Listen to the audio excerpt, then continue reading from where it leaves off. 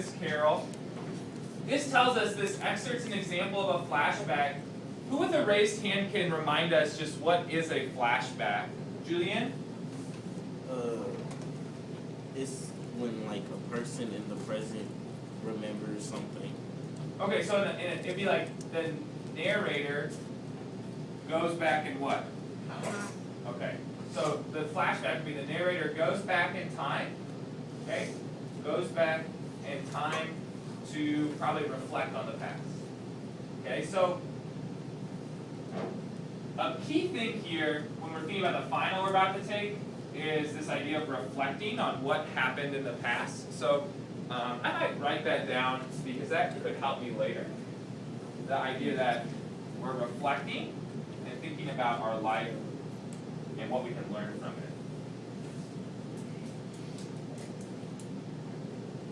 So,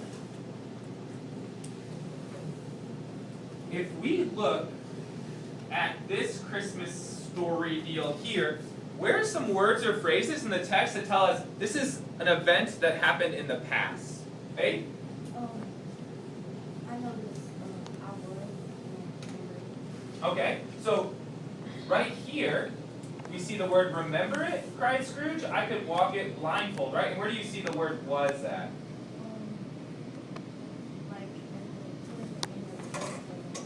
Okay, so he was conscious of 1,000 floating things. I don't know if that. No, I was bred in this place.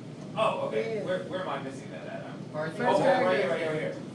I was bred in this place. So it seems like Scrooge is being taken on a journey here with who? A what? A ghost, right? And being taken back, it says, remember, I could walk it blindfold, right? And then in this paragraph here, what is he looking at? What paragraph? These two here, what is he looking at with this ghost?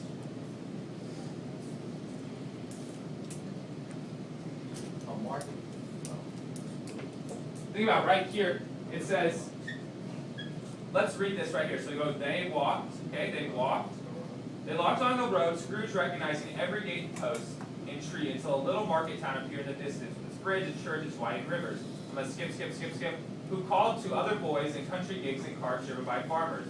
All these boys were in great spirits and shouted to each other until the broad fields were so full of merry music, the crisp air laughed to hear it. These are but shadows of the things that have been. I have no consciousness of us. So first they're looking at a bunch of what? Boys. And what are the boys doing? Singing, I think. Okay. And so with that, we're going to look down and see how did Scrooge react. Okay, so let's go right here. Scrooge knew, okay, make sure you're following along in your paper. Scrooge knew and named them every one. Why was he rejoiced beyond all bounds to see them? Why did his cold eye glisten and his heart leap up as they went past? Why was he filled with gladness when he heard them to give each other Merry Christmas as they parted at crossroads and byways to their several homes? What was Merry Christmas to Scrooge? Out upon Merry Christmas, what good had it ever done to him? The school is not quite deserted. A solitary child neglected by his friends is still there. Who do you think that solitary child is? Scrooge. Well, it's not the ghost, right? The ghost is looking at it. He sees a solitary child. Who do you think that is, Jalen? Yeah. And so what does it mean that you're neglected by your friends? What's it mean to be neglected by your friends? Tanaya? You like left out. Do what? You like left out. You're left out. Okay, so when we think about, that's like the basic comprehension of the story, right? And so when we think about how we know it's a recollection or a flashback, we do see this remember it phrase that Faith said. What else in the story helps us know this is a flashback to back in time now that we've looked at those two paragraphs? What helps us know it's a flashback?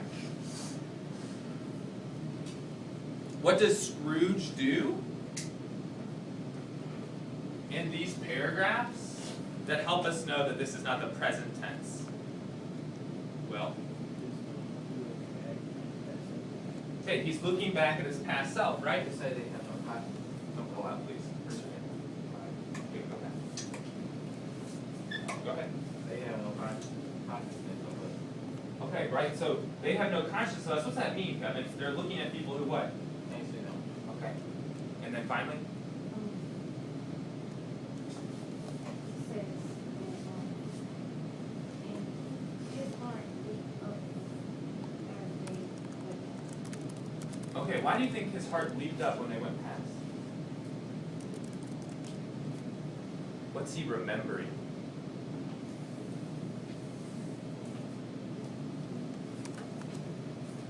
Think about, in this paragraph, what time period, like what time of the month is it here? Christmas, right? And so, why does his heart jump up as he remembers this time? You gotta be louder. Okay, maybe he likes Christmas. The problem here is that he might have liked Christmas, but what happened during Christmas? He got, Yeah? did he get neglected by his parents on Christmas? Yeah. Okay. He So, um, oh, go ahead. I was gonna say he probably broke and had a lot of stuff, so they ain't getting that. Okay, well, maybe that's kind of reading into it. But let's write down here. Let's have one person raise their hand and tell us, how do we know it's a flashback? Because what's happening in the story? Kobe, why don't you tell us, how do we know? What is he doing? Scrooge is what?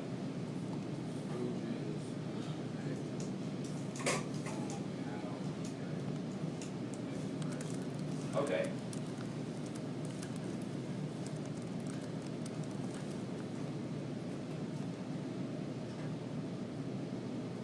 Okay, and so words like remember it, words like was,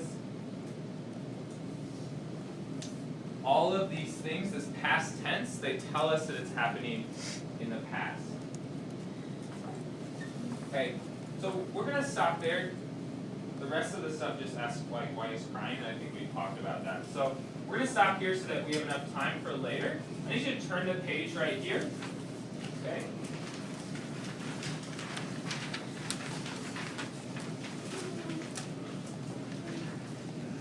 So, on Friday, Thursday, on some day, we wrote Great Gatsby essays, and I want us to look at our strengths and our areas for growth. And then today we're going to hit a key skill, okay?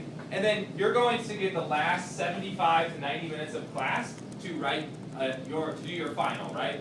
To get a new reading and to respond to it in an essay. Okay? So let's read these for ourselves here. Let's get the strengths first. So let's have Tanai read one strength, Bet read second strength, and Julian read the third strength. Make sure your eyes are on the board or on your paper. Most readers included complex ideas and their thesis statements.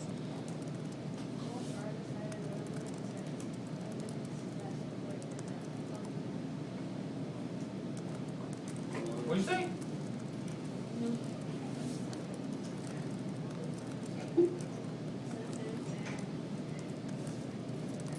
Okay? Most writers You gotta be louder, Julian. most writers follow the ANSA, The ANAS. and the ANSA structure and showed a deep understanding of how to organize their body paragraphs. Okay, so these are really good things, right?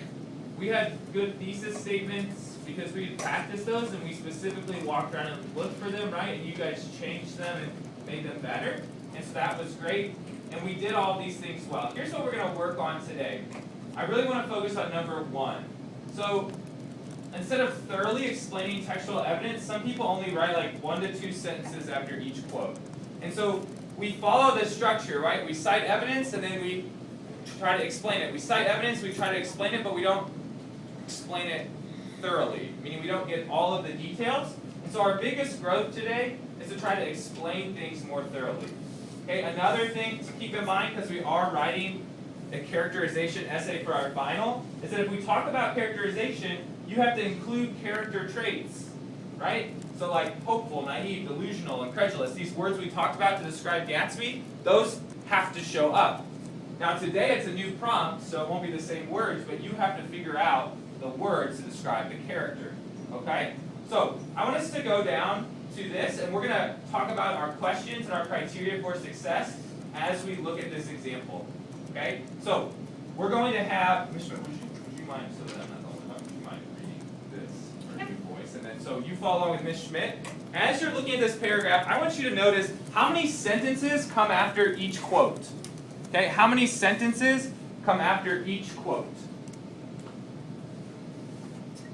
In The Great Gatsby, Fitzgerald uses symbolism to reveal Gatsby to be a hopeful yet delusional man. According to Fitzgerald, there was a green light that burns all night on Daisy's dock. In other words, Gatsby is able to look at Daisy's house and see the green light. Also, Gatsby believed in the green light, the orgastic future that year by year recedes before us. Gatsby believes he can recreate the past by showing Daisy memories of their past. Overall, Gatsby hopes that in the future, Daisy and he will end up in love again. Okay, so raise your hand. Who can tell me how many sentences after each quote? How many sentences after each quote? Think about, look at the first one. How many sentences before they put a new quote in? 2? There's only 1. In other words, period, and they put a new quote in, right? How many in the second one? 2, right? So is that enough? Is that enough? Yeah. No, it's not. So we have to think about, how can we make this better? How can we transform this into something better? So what a lot of us do, if we look up here, is we paraphrase first. What's it mean to paraphrase something, Arthur?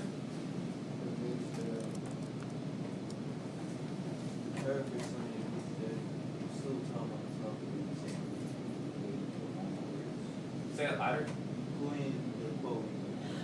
Okay, so to paraphrase means to put it in your own words. So let's look down here at this statement. In Fitzgerald, there was a green light that burns all night. In other words, Gatsby is able to look at Daisy's house and see the green light. Is that paraphrasing?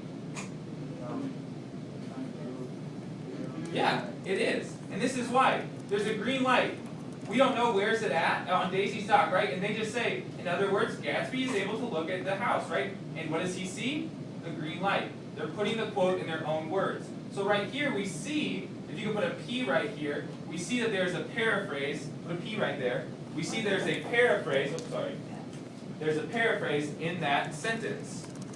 You guys, you are getting some really valuable knowledge to help you write your final. And some things that are mistakes we are trying to fix before we take our final. So please keep paying attention. Make sure you're doing what Mr. Schulte's doing, so you'll do this on your final. Okay, so next, we paraphrase. So now I need to put your head up, please. Yeah, not go back row. Thank you, Julian, for that. We have to explain. So I want us to look here at what we have to do to explain. Okay, first, we have to connect our claim. We have to connect our textual evidence to our claim. So we have to explain the literary device. And we also have to break down the quote into smaller chunks. And we've talked about this before. So what I would like us to look at here is also these questions. There's lots of guiding questions you can use to help you. So when we're looking at this right here, in other words, you have to be able to look at Daisy's house and see the green light. Does this tell us, what's this, first of all, this claim says he uses symbolism. What's the symbol in this quote? You can shout it out. Green light. Okay, did they tell us what the green light stood for here? No. So did they connect their argument back up to how this is a symbol? Yeah. You said Okay, let's walk through that again. Did they tell us what the green light stood for? No. No. So did they connect their claim? No. No. So what did we have to do to fix this? Connect the claim. Okay, so on the back. Okay, I'm sorry this wasn't all on one page. I want you to turn to the back real quick. We're going to transform this. What did you say? No, so right here, this is the argument sentence, right? Uses symbolism to reveal him as hopeful yet delusional. Okay? So we have to show first what the green light means. So we're going to add on. So there's already a paraphrase sentence, right? In other words. So what can we do next? Okay. We could start like that. Additionally, okay, make sure you write what I write. Try to get the board right here. And what do we have to say about the green light? The green light represents. Okay. Green light represents his relationship with Daisy. Yeah. And Well, let's fix that again. Represents Gatsby's what in his relationship with Daisy? His what? His hope, right? The green light represents Gatsby's hope that what will happen, Julian? That he will get back with her. Okay, that he will get back together with Daisy. Okay, so one, here I've explained the symbol, right? I've explained the literary device. I have to do that first.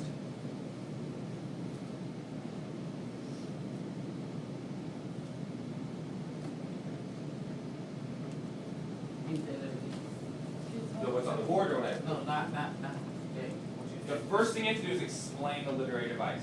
So if you can, when you're done, flip back to the front. Let's go back to our steps, okay? Flip back to the front. We see right here, we paraphrased, right? So we can check that off. Down here it says the writer may need to explain the literary device. Did we do that?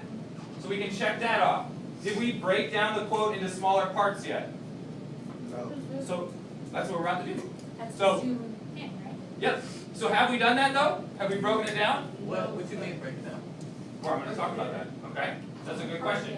So right here, in this quote, what word do you think is really important about the green light, the word that describes it?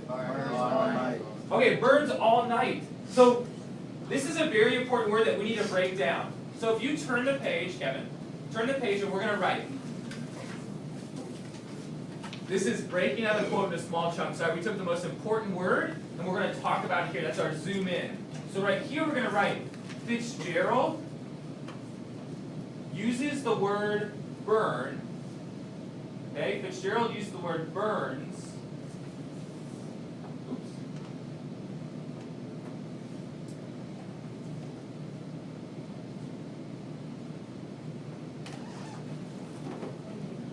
Okay, Fitzgerald uses the word burns to do what? What do you think it means that the green light is burning all night on the other side? What does that represent about Gatsby's hope and getting back with Daisy? It represents Whoa, whoa. not gonna happen. Standard, I don't know. If it's burning all night long, I think I got it. I want you to turn and talk to your partner and think, if it's burning all night long, does that mean there's a lot of hope right now? Or do you think that means there's no hope? Turn and talk to your partner. Is there a lot of hope or is there no hope? We'll be looking for people who are arguing their side. If it's burning all night, maybe you don't like it burning. Always, it's already included, so I'm gonna say this.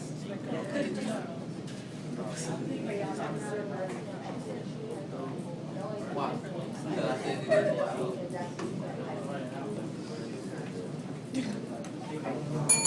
Alright, Isaac Pierce, let's, I think I'm putting Ms. Schmidt, did this group have it when you were listening? I didn't catch this group, but I did catch some of this group. They were mixtures, they might be interested in calling after. Okay, Kevin? Alright, I said burn, I said, Fitzgerald used the word burn to show that Gatsby, he has, to reveal that Gatsby had a lot of hope with his chance with Daisy, for his chance with Daisy. Okay, who can agree with that he has a lot of hope? Julian? You would say mom? Yeah. So why do you agree with Kevin? Because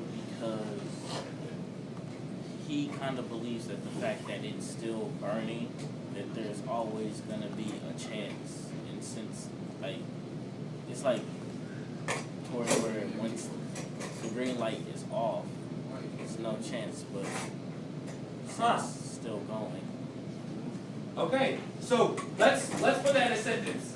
Fitzgerald uses the word burns to what?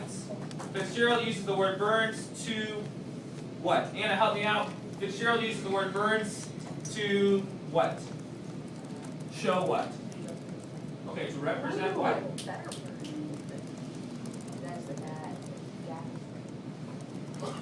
Okay. Okay, is this happening at the beginning or middle, end of the novel, Jalen, or this one? Is this beginning, middle, or end? And It's the middle, right? Okay, so to represent, okay, let's stop for a second. We should be eyes on me and writing. So, uses the word burns to represent that Gatsby, and I'm going to put a comma, in the middle of the book, because it's important, because this will change, in the middle of the book, has, what did you say, Anna? Okay, how can we say a better word than a lot of? A huge amount. Huge. No. You want to learn a new word? Enormous. We're going to pick the word immense. Immense means huge. Immense don't even sound like. Has an immense, I-M-M, okay, make sure you write this down, I-M-M-E-N-S-E, means the same as huge, has an immense amount of hope. Okay? He has an immense amount of hope. First question. First question. Okay. Now when we're going from here, we just broke down why he used a certain word, right? Okay, so we have to flip over, so if you flip back over into our last step. Okay, so flip over. That's what we gotta do something. Alright, so far, okay, we paraphrase. We talked about the literary device and what it meant. We broke down the quote by writing about Burns. Now we have to connect to the theme or to the prompt. So we want to pay special attention to this bullet point. In a characterization essay, the writer discusses specific character traits which are revealed by the evidence. Okay? So that means we have to list specific character traits about Gatsby. So I'm going to start a sentence like this. This is a very effective way to start a sentence that you should do later. So follow me. So write this down. By including this symbol,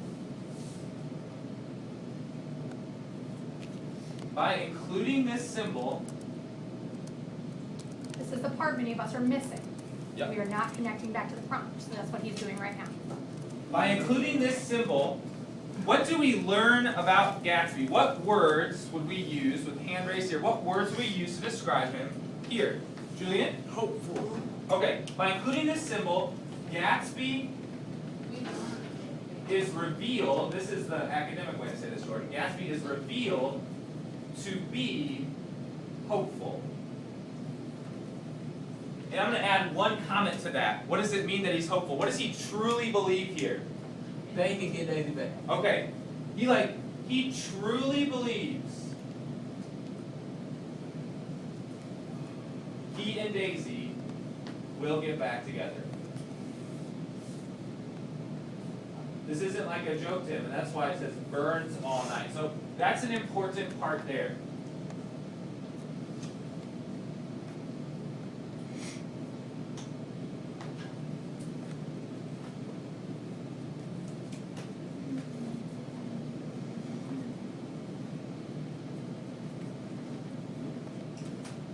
So, when you're done writing, we're going to repeat the steps. So when you're done writing, flip on the back. I'm going to call on people. What do we do? First, second, third, fourth, according to our checklist.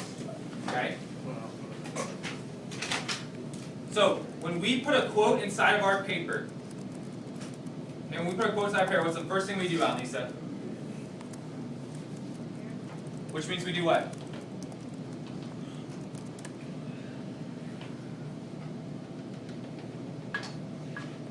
Okay, who can help? What does that mean to paraphrase? Faith?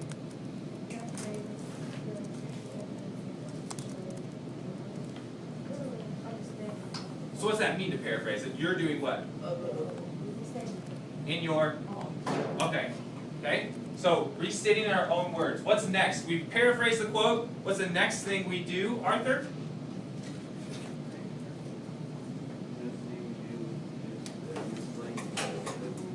Okay. Well, how? What do we explain?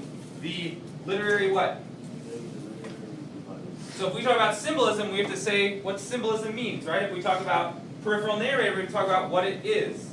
Second, after we explain the literary device, what do we do, Kevin? After you explain the literary device, break down the quote into small parts. And how did we do that in this example, Jalen? What word did we break down? Okay, so we're picking the most important there, and then last thing, what do you do after you've broken down the quote, Jaya?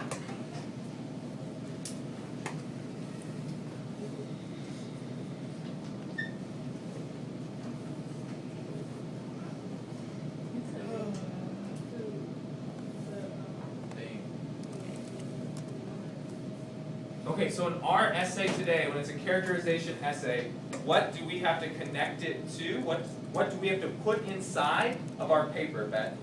Specific what?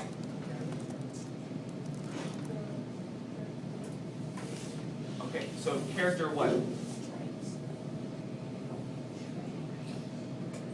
Okay, character traits. So you should be using this today to help you as you go through. Check, check, check, check, check. Notice, this is for how many pieces of evidence did we just do this for?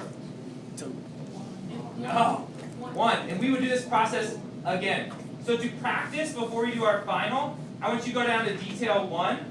The claim here, the argument here, is that Gatsby is incredulous. Who can remind us what that word means? Who can remind us what the word incredulous means? Remember we said... Is it somebody crazy? No. Somebody Nobody remembers what the word means? I heard it. We did, but this is believing something. You should probably write this down, right? Believing something.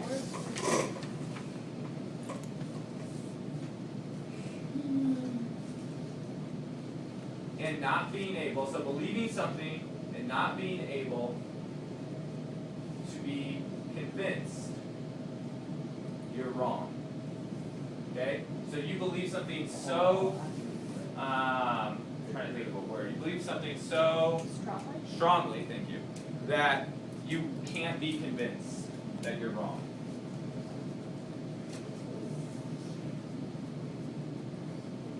Okay? So that's our claim. That's already written for you, that he's incredulous. So I want you to, in your independent practice here, Nick tells Gatsby, you can't repeat the past. Gatsby replies, well, of course you can.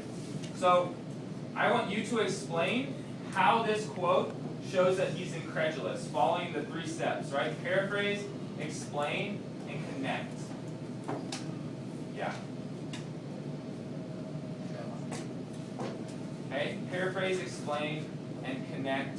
So we should start by paraphrasing. We can start with in other words, but we're silent and solo.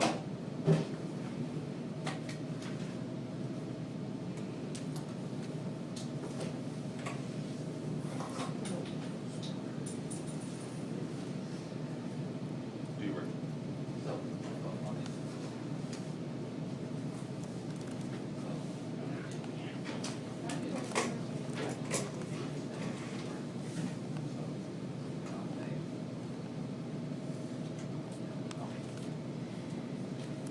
when they come around and look at who's paraphrasing their quotes.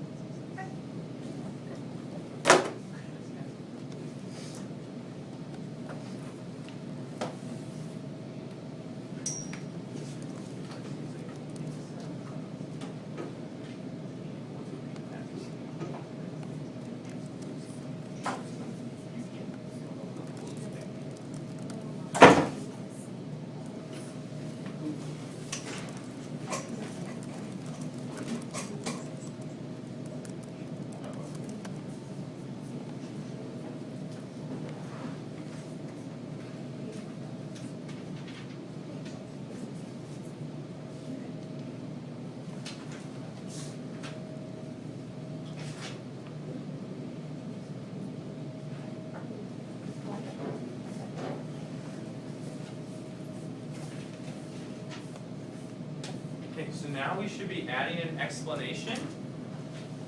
Think about how is he using characterization here. And then come around and look at our second sentence. How is he using characterization?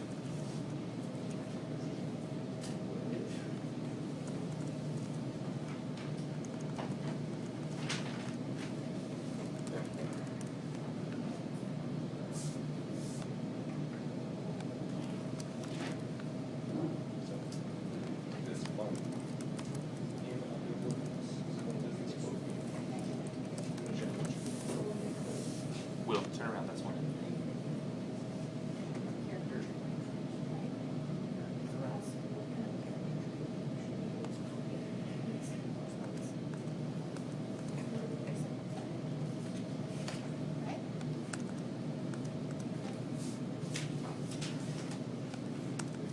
How is he using characterization?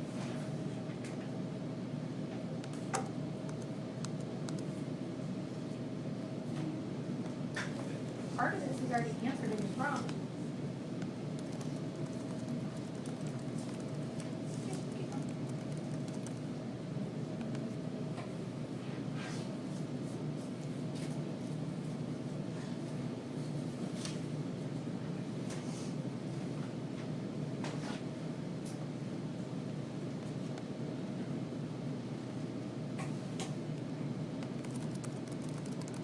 Start now. Make the rest.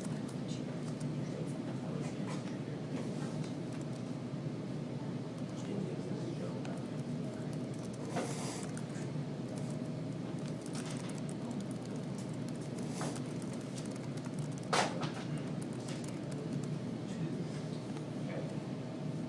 Write it down.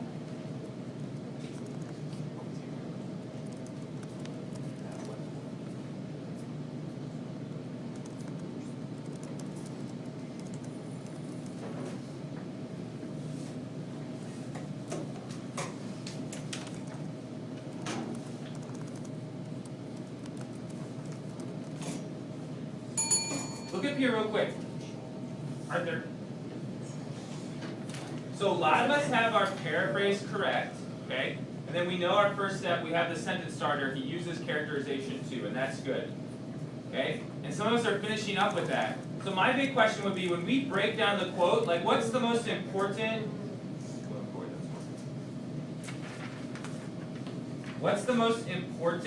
part of this quote that we need to explain when we chunk it, when we take it out? What's the most important part that's not, we have no context for what it means here, Kevin? Of course you can. Not quite. Not quite. What's the part of the quote that we don't know what it means exactly just from reading this quote? Yeah? Repeat the what?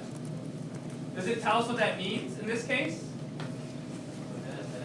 Just stop the thumb. Does it tell us what it means in this case? No. So when we break down the quote in our third sentence, we need to explain what this means. Right? This is our third sentence. Explain what this means. So some of us are ready to do that. Make sure you're breaking that down. And then two, if you're not, make sure you have, he uses characterization to what? Okay? Ms. Schmidt and I are going to be walking around to look for the second and third sentence in our sample.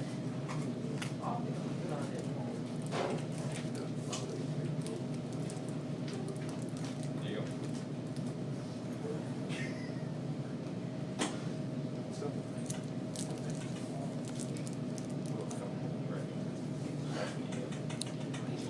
Mr. Schulte, I think right essay. I'm worried about timing. I don't know if you just fine. I don't know if you know what time was. Okay. Colby has used that important sentence starter that Mr. Schulte told us we should use. I'm gonna send, yeah, I'll send you some notes. I mean, I know that I know how to make the model faster, but what I don't know how to make faster is this part. This is every individual